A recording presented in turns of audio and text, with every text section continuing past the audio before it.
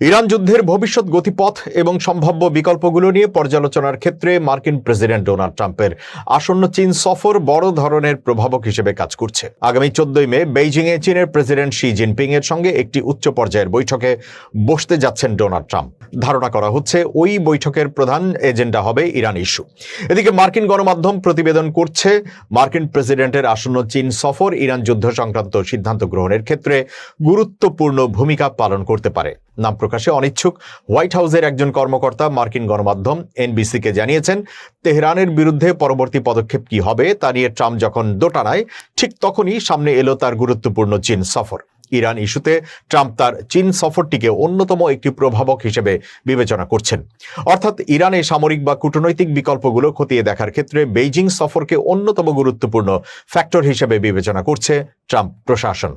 যুদ্ধ শুরুর দিকে যুক্তরাষ্ট্রের পক্ষ থেকে সফরের তারিখ পিছিয়ে দেওয়ার পর এখন 14-15 মে চীন সফরের সময়সূচি নির্ধারিত হয়েছে। হোয়াইট হাউসের ওই কর্মকর্তা জানান, এই সফরটি একটি অগ্রাধিকারমূলক বিষয় যা হোয়াইট হাউস আর স্থগিত করতে চায় না। নিউ ইয়র্ক টাইমসও প্রতিবেদন করছে, গুরুত্বপূর্ণ চীন সফরের আগে হরমুজ প্রণালী এবং ইরানের বন্দরগুলোর ওপর আরোপিত বিদ্যমান দ্বিমুখী অবরোধ পরিস্থিতিকে আরো জটিল করে তুলেছে। বেইজিং জানিয়েছে তারা যুদ্ধ বন্ধে একটি গঠনমূলক ভূমিকা পালন করতে চায়।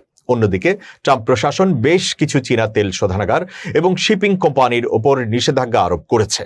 যুক্তরাষ্ট্রের অভিযোগ, এই কোম্পানিগুলো ইরানি তেলের ব্যবসা করছে, যা বর্তমানে মার্কিন নিষেধাজ্ঞার আওতাভুক্ত।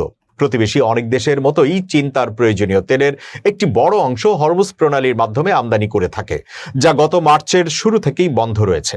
ইরান যুদ্ধের গতিপথ কোন দিকে মোড় নেবে, উত্তর লুকিয়ে আছে ট্রাম্পের আসন্ন চীন সফরে। হোয়াইট হাউসের অভ্যন্তরীণ সূত্রগুলো নিশ্চিত করেছে যে বেইজিংয়ের সাথে সম্পর্কের টানাপোড়েন এড়াতে ইরানের বিরুদ্ধে পরবর্তী পদক্ষেপে কিছুটা সতর্কতা অবলম্বন করতে পারে মার্কিন প্রশাসন।